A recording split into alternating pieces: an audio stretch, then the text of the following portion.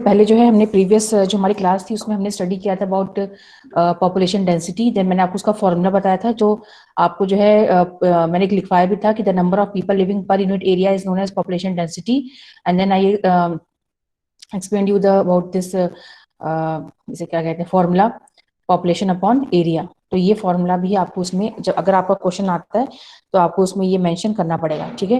And जो पर unit area जो हम लेते हैं वो हमेशा it is usually measured in person per square kilometre, ठीक है। तो आपने जैसे फॉर्मूला लिख दिया कि the number of people living per unit area is known as population density and that unit area is mentioned always, it is taken into consideration in person per square kilometre. ये जो स्क्वायर किलोमीटर है उसमें हम लेते हैं इसको, and then the formula is population upon area.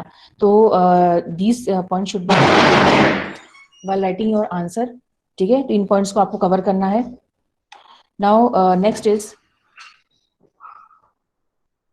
अब हम पढ़ेंगे the factors affecting population distribution. ये बहुत ही इंपॉर्टेंट क्वेश्चन है आपका और ये बिल्कुल आपके फिंगर टिप्स पे होना चाहिए। जैसे मैंने आपसे बताया था कि आप जो है इसके अंदर पे लिखेंगे, लेकिन उससे पहले आपको एक फ्लो चार्ट पता होना चाहिए। अगर आप क्वेश्चन आता है कि why population is uneven in the world, और या फिर किसी एरिया में पॉपुलेशन कम है, किसी एरिया में ज्यादा पॉपुलेशन है, तो इस तरह की चीज ऐसा क्यों है, तो आपको पहले बताना चाहिए कि जैसे ये देखो आप पॉपुलेशन डिस्ट्रीब्यूशन, ठीक है। आप इसका फ्लो चार्ट एक बना लेंगे जिसमें है आपका पहला ज्योग्राफिकल, सेकंड है आपका इकोनॉमिक एंड थर्ड है आपका सोशल एंड कल्चरल, ठीक है। एंड देन फर्दर आप ज्योग्राफिकल को भी डिफाइन करेंगे, water, then climate, then landform, then soil, ठीक है ना। तो ये इन पार्ट्स में आप इसको डिवाइड करेंगे। एंड देन इकोनॉमिक में क्या आता है, industries, then minerals minerals and then आता है आपका इंडस्ट्री वो एक मिनट मैं भूल रही हूँ, इंडस्ट्रीज मिनरल्स, खैर अभी हम देख लेंगे आगे क्या पॉइंट, नेक्स्ट पेज पर पता चल जाएगा। अर्बनाइजेशन, ठीक है, industries minerals and urbanisation. And social cultural में जो है ऐसा कोई डिफरेंट पॉइंट नहीं है, आपको उसमें बस ऐसे मेंशन करना पड़ेगा कि आप जो है फैक्टर्स होते हैं। तो ये फ्लो चार्ट आपकी फिंगर टिप्स पे होना चाहिए, क्योंकि देखो एग्जामिनेशन में क्या होता है कि बहुत ही कम होता है कि वो आपसे ये पूछते हैं कि why there is population distribution in the world, मतलब ऑल द फैक्टर्स को डिफाइन करो। वो हमेशा जैसे कि ज्यादातर क्या करते हैं, किसी एक फैक्टर को वो लेते हैं और उसी को डिटेल में पूछते हैं, ठीक है। Like how geographical factors are responsible for uneven population distribution in the world, discuss with the help of suitable examples, है ना। कि विश्व में जो है जनसंख्या वो असमान रूप से क्यों वितरित है, इसके भौगोलिक जो कारक हैं वो बताइए और जो है उसके उदाहरण देते हुए बताइए। तो इस तरह से आपसे एग्जाम में पूछ सकते हैं, तो चाहे वो भौगोलिक पूछे चाहे वो आर्थिक आर्थिक भी पूछ सकते हैं आपसे। और इसमें एक एक चीज का एग्जाम्पल लेके आपसे वो 1 नंबर का क्वेश्चन भी आपको एमसीक्यू में दे सकते हैं। तो अब हम पहले स्टार्ट करते हैं ज्योग्राफिकल फैक्टर्स। देखो बेसिकली इस क्वेश्चन का मतलब ये है कि विश्व में जनसंख्या असमान क्यों है, पॉपुलेशन डेंसिटी जो है वो डिफर होती है। अगर आप इंडिया की बात ले लें तो इंडिया में ही ऐसे बहुत सारे प्लेसेस होंगे जहां पे पॉपुलेशन बहुत ज्यादा आपको मिलेगी, घनी आबादी आपको देखने को मिलेगी, और कहीं पे जनसंख्या आपको बहुत ही कम मिलेगी। फॉर एग्जाम्पल क्या आप मुझे कुछ इंडिया में एग्जाम्पल्स बता सकते हैं जहाँ पे पॉपुलेशन डेंसिटी बहुत ज्यादा है? मैम बिहार। ओके, बिहार में है, और वेस्ट बंगाल। वेस्ट बंगाल में है।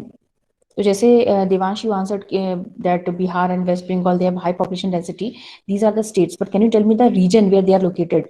कुछ ये एक पर्टिकुलर रीजन है जहाँ पे ये स्टेट्स लोकेटेड हैं, और इस रीजन में जो भी स्टेट्स हैं वहाँ पे पॉपुलेशन डेंसिटी काफी हाई है। इसका मतलब कि इस एरिया में, इस क्षेत्र में कुछ फेवरेबल फैक्टर्स हैं जिनकी वजह से पॉपुलेशन ज्यादा है, ठीक है। तो अगर मैं आपको ऐसे बताऊं तो इनको, इस एरिया को हम क्या कहते हैं, नॉर्दर्न प्लेन, है ना, नॉर्दर्न प्लेन, या फिर अगर हम कहें गंगा प्लेन। तो ये जो क्षेत्र है पूरा गंगा प्लेन का, या फिर आपका उत्तरी मैदान का क्षेत्र जो है, यहाँ पे आपको काफी हाई पॉपुलेशन डेंसिटी देखने को मिलती है। चाहे आप इंडिया के कोस्टल एरियाज में चले जाइए, वहां भी आपको हाई पॉपुलेशन डेंसिटी मिलेगी, या फिर आपका ये जो नॉर्दर्न प्लेन का एरिया है, आपको वर्ड ये यूज करना है, नॉर्दर्न प्लेन ऑफ इंडिया, या फिर आपका Ganga plain of India. You have to use these words, या आप इनको कहीं भी यूज कर सकते हो, है ना। ये जो है स्टेट्स तो हैं, लेकिन स्टेट्स से इंपॉर्टेंट है कि आप जो है इन पर्टिकुलर रीजन्स को याद रखें। और क्योंकि हम ये वर्ल्ड के रेफरेंस में पढ़ रहे हैं इस वक्त इस बुक में, तो आपको अगर वो क्वेश्चन में आता है कि why there is population distribution uneven in the world, तो आपको फिर वर्ल्ड में से भी कुछ एग्जांपल्स लर्न करने पड़ेंगे ताकि आप उसको लिख सको। So not only from India, but you have to give example from different places from the world. Now we will take into consideration the first point, first geographical factor. geographical factor आप जानते हो, ठीक है। बहुत सारे ऐसे भौगोलिक कारण है हमारे जिनकी वजह से पॉपुलेशन कहीं ज्यादा है कहीं कम है। अगर आप राजस्थान चले जाओ या फिर आप सहारा डेजर्ट चले जाओ या फिर ऐसे बहुत सारे एरियाज है जहाँ पे आप चले जाओगे, फॉर एग्जाम्पल जो आपका ये इक्वेटर के आसपास के जो एरियाज हैं, तो वहां पे आपको पॉपुलेशन काफी कम देखने को मिलेगी, ठीक है। और इसका रीजन आप जानते हो क्या होता है, क्योंकि वहां पे जो ज्योग्राफिकल फैक्टर्स हैं वो जो है एडवर्स है, या तो क्लाइमेटिक प्रॉब्लम होगी या फिर वहां पे कोई और प्रॉब्लम होगी, लैंडफॉर्म की प्रॉब्लम होगी, जिसकी वजह से वहां पे जनसंख्या कम पाई जाती है। या फिर वर्ल्ड में, अब देखो मैं दिखाती हूँ आपको मैप, ये वर्ल्ड का जो मैप है इस पर आप देख सकते हो,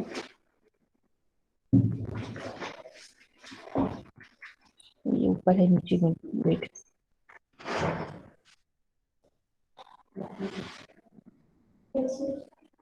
ये जो है आपका वर्ल्ड मैप गया कहाँ यहाँ से, आप लोग के पास बुक रखी हुई है? Yes, ma'am. Yes, ma'am. कहाँ है वर्ल्ड मैप, जरा बताना मुझे, किस पेज पे है इस चैप्टर में? No, ma'am, इस चैप्टर में तो नहीं मुझे जहाँ तक याद आ रहा है, मैंने तो देखा था कहीं ये जो है वर्ल्ड मैप जिसमें पॉपुलेशन डिस्ट्रीब्यूशन पूरा दिखाया हुआ था, नहीं है, चलो कोई बात नहीं, लेकिन है कहीं ना कहीं, तो मुझे मिल नहीं रहा है शायद मैम इस पॉपुलेशन पेज पे। डबलिंग दे रखा है। कहाँ दे रखा है? मैम अच्छा 14 ठीक है, पेज पे चलिए पॉपुलेशन। ठीक है। देखो ये है आपका ज्योग्राफिकल फैक्टर्स, चलो हम लोग फिर देखते हैं कहाँ पे, बाद में आप लोग चेक कर लेना। देखो अब जो फर्स्ट हमारा फैक्टर है वो अवेलेबिलिटी ऑफ वाटर, ठीक है। ज्योग्राफिकल फैक्टर्स आप जानते हो भौगोलिक कारण होते हैं जो बाय नेचर होते हैं, और ये जो है कहीं मतलब फेवरेबल होते हैं, कहीं अनफेवरेबल होते हैं, ठीक है। तो इसको हमें पढ़ना है विद एग्जांपल कि how geographical factors causes uneven population distribution in the world. World में अगर आप देखेंगे तो जो भी आप क्योंकि मैप अभी तक इसमें नहीं है, अब तो फिर मुझे देखना पड़ेगा, नहीं तो पेज इधर से उधर होगा। अगर आप एक पिक्चराइज कर सको, ठीक है, जैसे अगर मैं यहाँ पे देखूँ ये वर्ल्ड मैप का मैप इस तरह से बना के, ठीक है, ये बहुत अच्छा तो नहीं बन रहा है, ये अगर आप वर्ल्ड मैप देखें, ठीक है, पूरा गड़बड़ी वैसे बन रहा है। तो ये अगर मान लो ये यूएसए है, ठीक है, तो यूएसए का जो ये वाला एरिया है, north eastern part of USA, it is highly populated, ठीक है ना। देन आपका जो नॉर्थ वेस्टर्न यूरोप है, ये जो यूरोप का पार्ट है ये वाला, ये काफी हाईली पॉपुलेटेड है। So north eastern North America, and then आपका जो ये वाला एरिया है नॉर्थ साउथ वेस्टर्न और एंड नॉर्थ वेस्टर्न, आपका जो यूरोप है ये काफी हाईली पॉपुलेटेड है। एंड देन यहाँ पे जो आपका इंग्लैंड है, जिसमें इंग्लैंड आता है, that is also highly populated. And then south east Asia, वो भी काफी हाईली पॉपुलेटेड है। साउथ ईस्ट एशिया में जिसमें आपका इंडिया पाकिस्तान ये सारे देश आते हैं, काफी इसमें ज्यादा जनसंख्या पाई जाती है, ठीक है।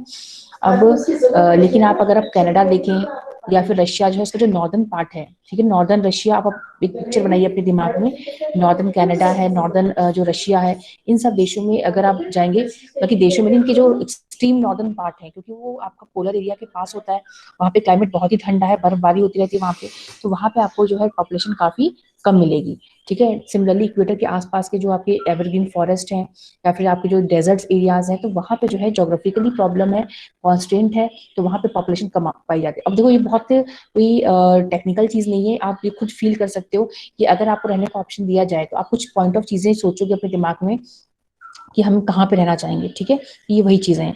तो पहला आपका ज्योग्राफिकल फैक्टर है, ज्योग्राफिकल में अवेलेबिलिटी ऑफ वाटर, ठीक है।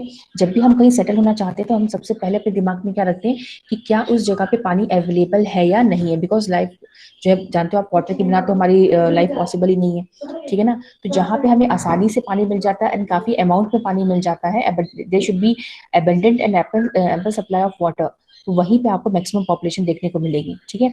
और इसके हिस्टोरिकल आप फैक्ट, हिस्टोरिकल आप जानते ही हो कि जो ऑल द मेजर सिविलाइजेशंस हैं वर्ल्ड की, whether it is Indus valley civilisation और मेसोपोटामिया सिविलाइजेशन, ये जितनी भी मेजर सिविलाइजेशंस हैं वर्ल्ड की, ये कहाँ बनी है, नियर द रिवर वैलीज, ठीक है। तो जहां भी नदियां होती है वहां पे आपको सबसे घनी आबादी मिलती है, उसका रीजन क्या है, ये तो उन्हें पानी आसानी से मिल जाता है, देन वहां पे उनको जो है सॉइल भी फर्टाइल मिलती है, जैसे अलूवियल सॉइल है, तो वहाँ पे खेती बाड़ी जो भी अपना मतलब इकोनॉमिक एक्टिविटी कर सकते हैं.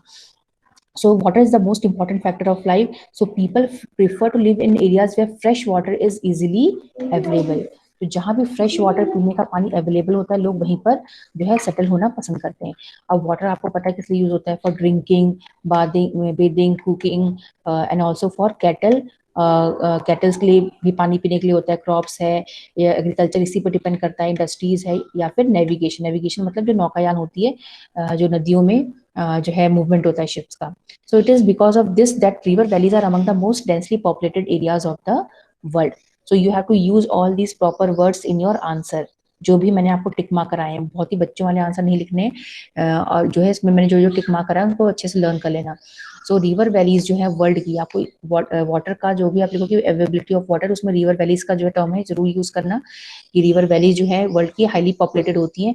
एंड इसमें आप ये भी मेंशन कर सकते हो जो मैंने भी आपको बताया, all the major civilisations like Indus valley, Mesopotamia, Nile river, ये जो है रिवर के पास ही सेटल हुई, क्योंकि वहां पे आसानी से पानी अवेलेबल हो जाता है.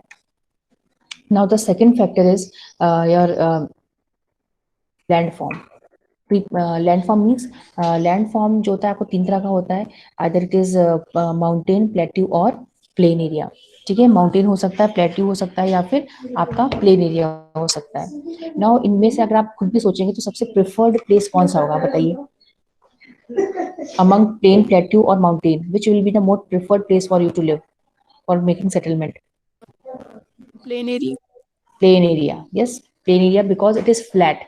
ठीक है ना. पीपल प्रिफर, अब आप चाहो थोड़ा कि माउंटेन में रहो, माउंटेन में तो जो रह रहा है पहले से ही वही लोग सेटल होते हैं. अगर आपको थोड़ा सा मतलब चॉइस दी जाए कि आपको परमानेंटली जहाँ पे रहना, तो बहुत ही कम लोग माउंटेन को प्रेफर करेंगे. प्लेन को ही सबसे अधिक लोग प्रेफर करते हैं बिकॉज ये फ्लैट होता है एंड जेंटल स्लोप होता है, मतलब वहाँ पे ज्यादा ढलान नहीं होती है. और यहाँ पे हर तरह की इकोनॉमिक एक्टिविटीज लेके सब कुछ आप बहुत आसानी से इंफ्रास्ट्रक्चर क्रिएट कर सकते हो. ठीक है. अब देखो इसमें क्यों लिखा हुआ है, because such areas are favourable for production of crops, कृषि के लिए, to build roads and industries. तो जो मैंने आपको बताया, यहाँ पे घर बनाने से लेके, रोड बनाने से लेके, इंडस्ट्री है, एग्रीकल्चर, सब कुछ करते हो. The mountainous and hilly areas hinder the development of transport network and hence initially do not favor agricultural and industrial development also. But लेकिन यही चीजें आपको mountainous areas पे नहीं मिलेंगी. They are not very suitable because they have very steep slopes. जो they have very steep slopes, so they are not favorable and hinder development of transport. and hinder means क्या होता है? रुकावट. ठीक है. तो वहां पे ट्रांसपोर्टेशन है, कम्युनिकेशन है, इंफ्रास्ट्रक्चर है, इकोनॉमिक एक्टिविटीज हैं, they can not be very well developed in the mountainous areas. ठीक है. एंड देन एरियाज जो है आपके क्लाइमेट के नजरिए अनफेवरेबल है, जो आप आगे पढ़ोगे. ठीक है. So that's why these are less populated areas. The Ganga plains are among the populated areas of the world, while mountains में हिमालयाज है ज्यादा स्कार्स, मतलब क्या होता है? कम. ठीक है, बहुत ही कम पॉपुलेटेड एरिया है. तो यहाँ पे आपको एग्जांपल क्या मिल गया? Ganga plain of the world. They are high populated in terms of landform because Ganga plains जो है वो आपके कैसे एरियाज हैं? वो आप there plain. Now next is your climate. After river में रिवर वैलीज का मैंने एग्जांपल बता दिया. इसमें आप गंगा प्लेन का एग्जांपल लिख सकते हो, नॉर्दर्न प्लेन का, बिकॉज वहाँ पे रिवर्स हैं, उसकी ट्रिब्यूटरीज हैं. गंगा रिवर की इसलिए अधिक पॉपुलेशन है. ठीक है. सेकंड मैंने आपको बता दिया अबाउट लैंडफॉर्म. लैंडफॉर्म में भी आपने गंगा प्लेन का एग्जांपल लिख लिया. या फिर प्लेन एरियाज जितने भी हैं वर्ल्ड में, आप किसी का भी नाम लिख सकते हो, क्योंकि वहाँ पे फ्लैट टोपोग्राफी होती है और वहाँ पे घर बनाने से लेके हर चीज काफी इजी होती है. लेकिन मैंने जो बताने घर बनाने से लेके काफी, ये सब वर्ड आपको यूज नहीं करना, आपको वही वर्ड यूज करना जो मैंने अभी आपको टिक मार्क कराए थे. Proper word should be there in your answers. Okay. Then next is your climate. Climate is another factor which influences population distribution. People always prefer to live in the areas of moderate and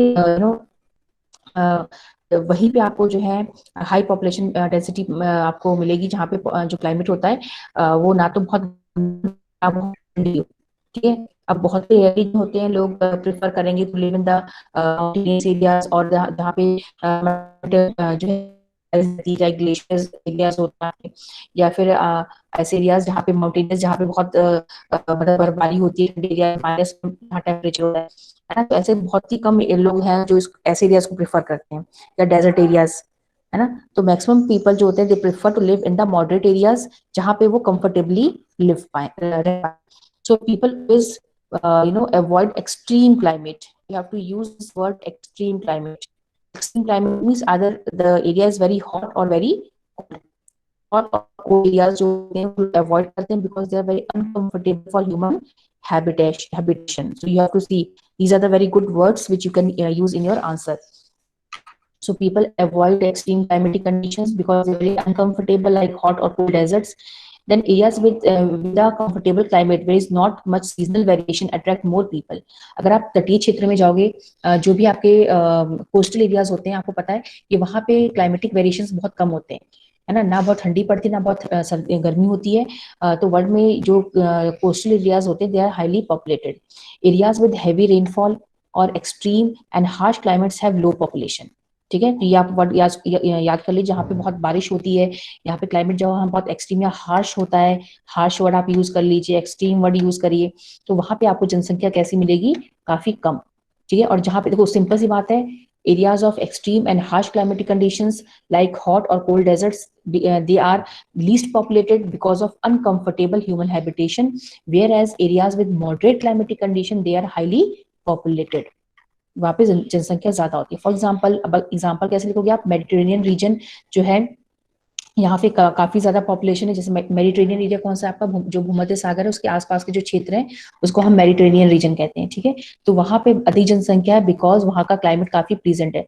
अब ये आपका example हो गया, मैंने आपको बता दिया है, साइड साइड में सब में एग्जाम्पल बताती जा रही हूँ, उसको आप अलग लाइन से लिखोगे, उसी में मर्ज नहीं करना है, अलग लाइन से लिखना है. ठीक है, तो ये आपके पॉइंट्स हो गए. देन उसके बाद हम देखते हैं कुछ और पॉइंट्स हैं आपके में. तो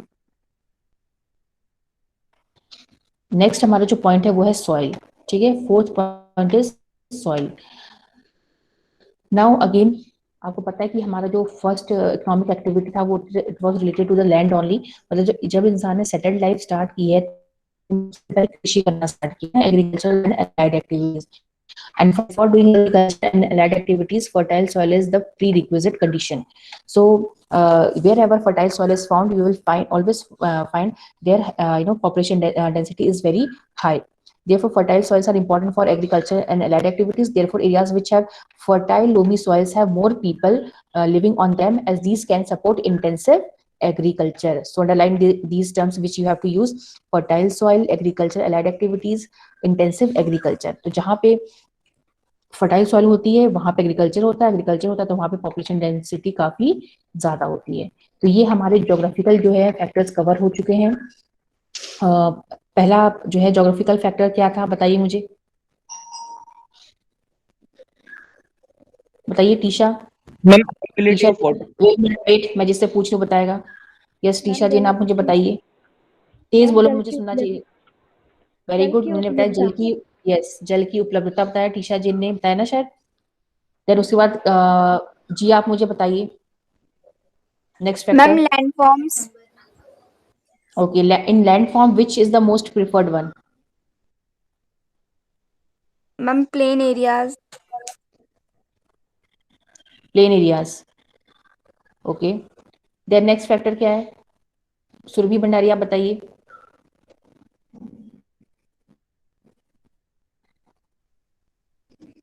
water, availability of fresh water, then landform, then क्या था? सुरभि भंडारी आपको मेरी आवाज आ रही है? इसको सुरभि भंडारी जो है शायद वो ऐड हो गई है, लेकिन उनका सो गई है या फिर वो छोड़कर क्लास चली गई है. That's why she is not present in the class and she is not responding. Nandini आप बताइए, नंदिनी धीमान.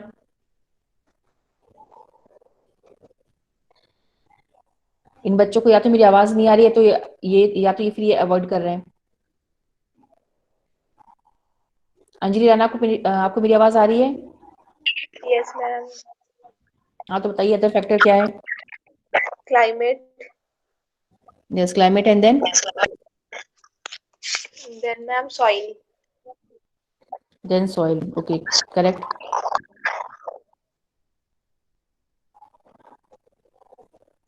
तो ये हमारे ज्योग्राफिकल फैक्टर्स कंप्लीट हो गए. देन हम आते हैं इकोनॉमिक फैक्टर्स के ऊपर. जिन बच्चों को नहीं आता है वो कोशिश भी नहीं करते हैं, वो क्या करते हैं, क्लास से गायब हो जाते हैं, क्लास लेफ्ट कर देते हैं.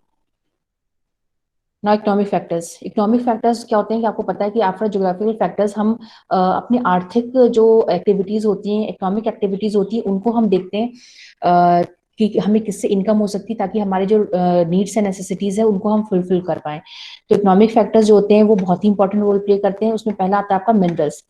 वर्ल्ड में जहां जहां भी मिनरल बेल्ट्स हैं, जहाँ पे खनिज पाए जाते हैं काफी ज्यादा मात्रा में, वहां पे आपको काफी हाई पॉपुलेशन देखने को मिलेगी, क्योंकि वहां पे आपका पूरा माइनिंग और इंडस्ट्रियल एरिया डेवलप हो जाता है, जिससे लोगों को एम्प्लॉयमेंट मिलता है।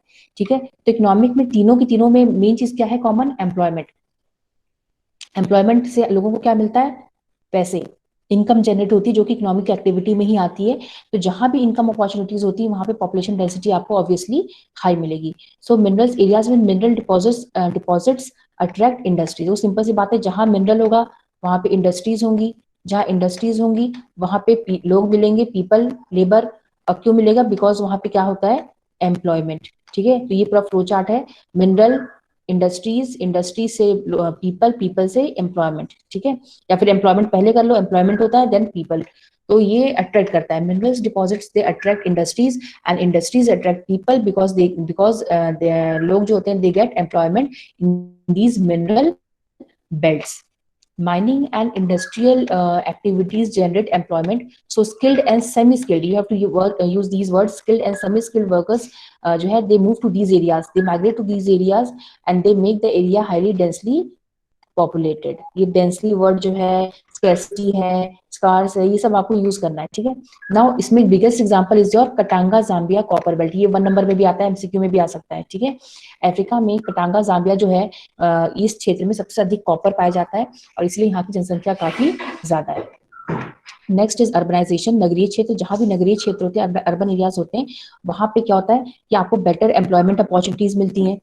वहाँ पे एजुकेशनल एंड मेडिकल फैसिलिटीज काफी अच्छी है। वहाँ पर means of transport and communication is highly developed. So because of all these facilities people are attracted to the urban areas. For example like Chicago, then आपका इन शिकागो है, या फिर आपका न्यूयॉर्क है, कैलिफोर्निया है, देन आपका Shanghai है, then Delhi है, मुंबई है। ऑल दीज हाईली मेट्रोपॉलिटन और urbanised areas, they are highly populated because they offer all these facilities to the people.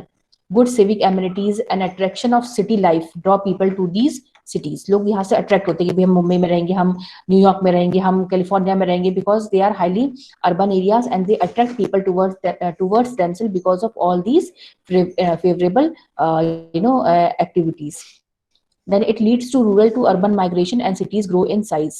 तो ये मैंने आपको बता दिया कि अर्बन एरियाज जो होते हैं हाईली पॉपुलेटेड होते हैं इन द वर्ल्ड, बिकॉज क्यों होते हैं वो मैंने आपको बता दिया, employment opportunities, medical facilities, educational facilities, then job opportunities and then infrastructure in terms of roads and better housing and standard of living which they offer and attract the people towards themselves.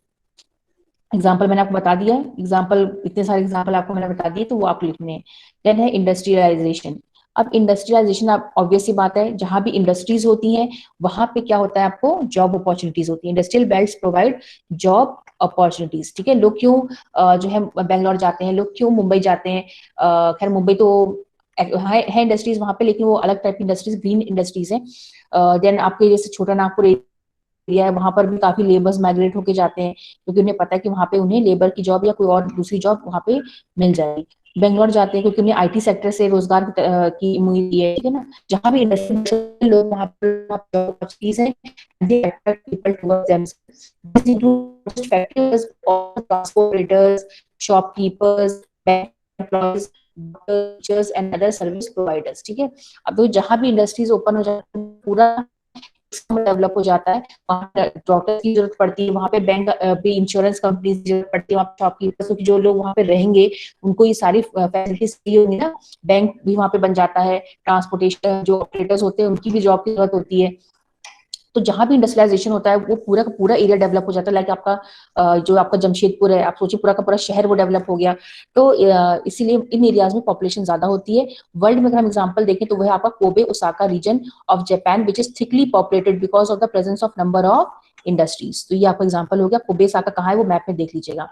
तो ये मैंने आपको social economic and geographical factors आपको बता दिए हैं।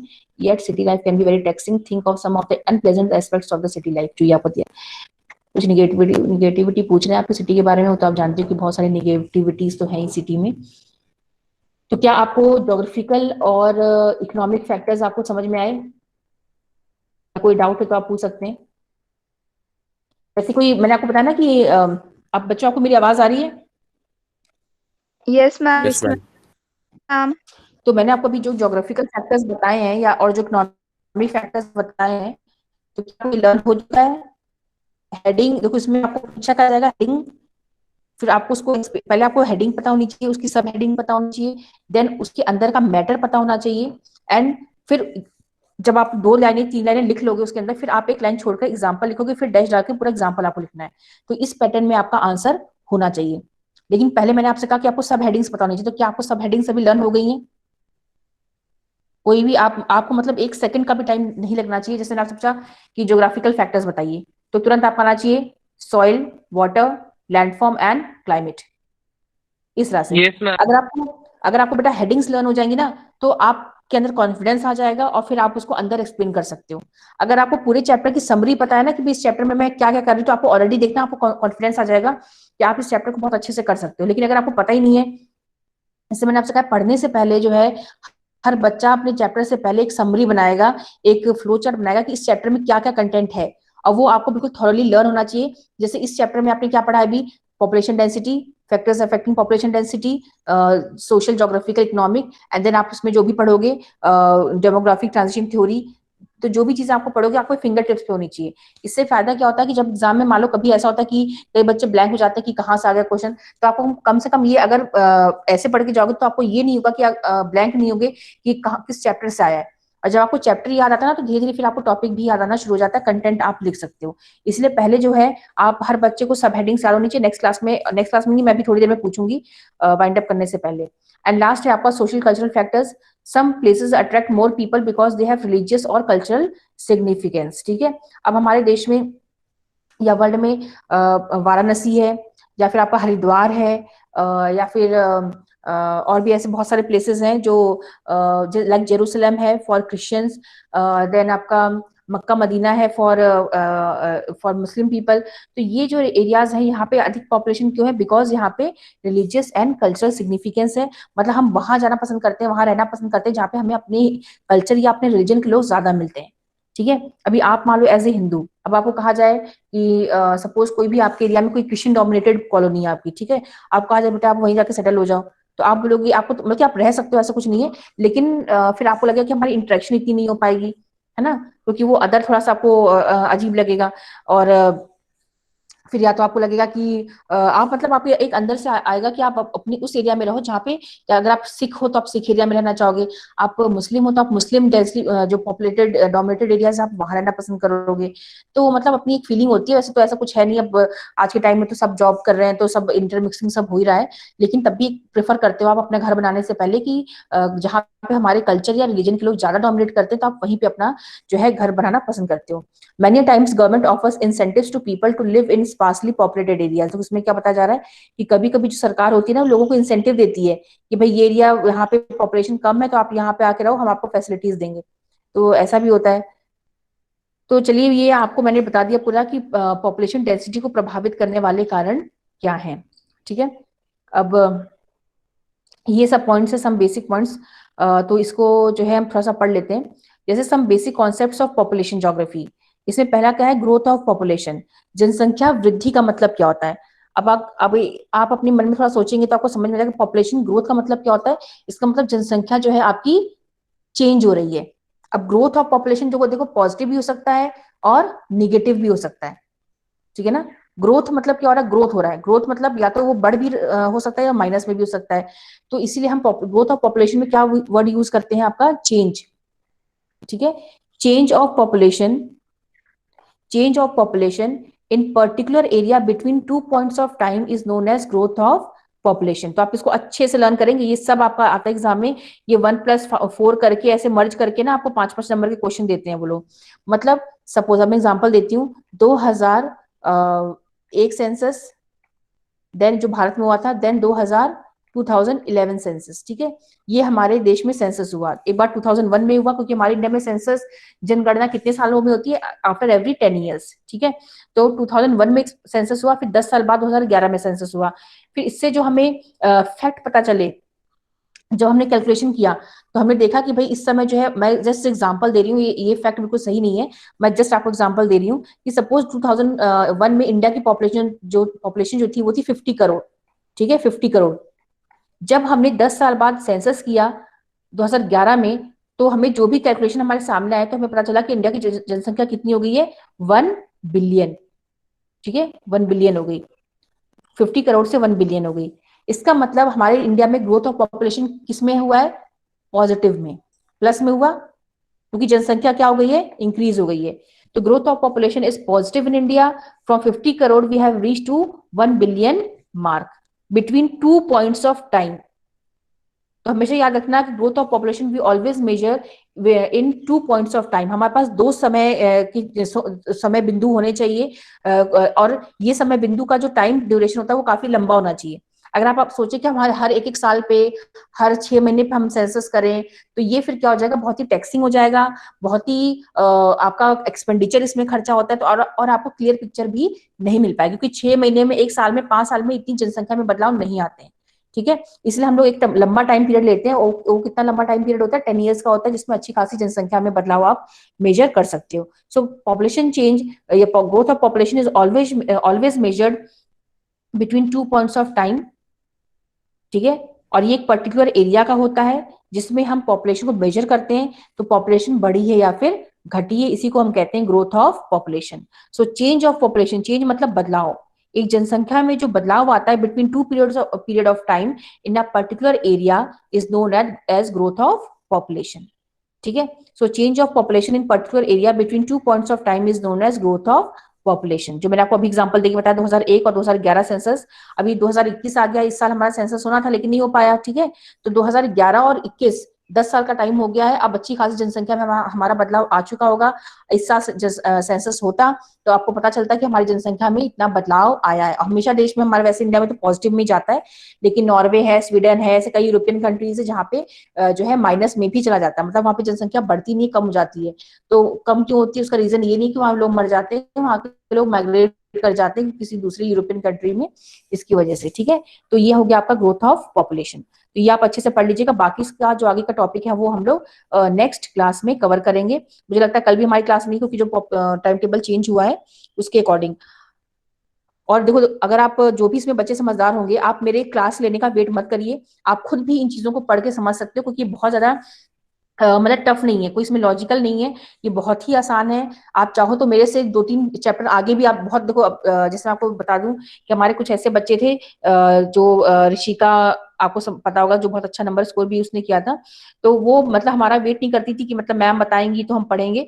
वो मेरे से हमेशा मतलब कि रेगुलर क्लासेस में भी 2 चैप्टर आगे रहती थी, ठीक है, उसको पढ़ के कवर करती थी, क्योंकि इसमें कोई फॉर्मूला तो है नहीं, बस आपको है थ्योरेटिकल है, आपको पढ़ना है, जो नहीं सब। और फिर पढ़ने के बाद जब मैं आपको दोबारा पढ़ाऊंगी तब आपको और बेहतर तरीके से समझ में आ जाएगा।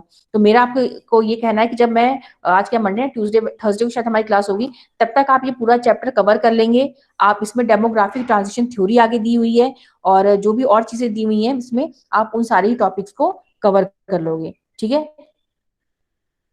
तो आप इसको पढ़ लीजिएगा, तब आपको और बेहतर तरीके से समझ में आ जाएगा। और हाँ, क्या हुआ, कुछ कोई पूछना चाहता है?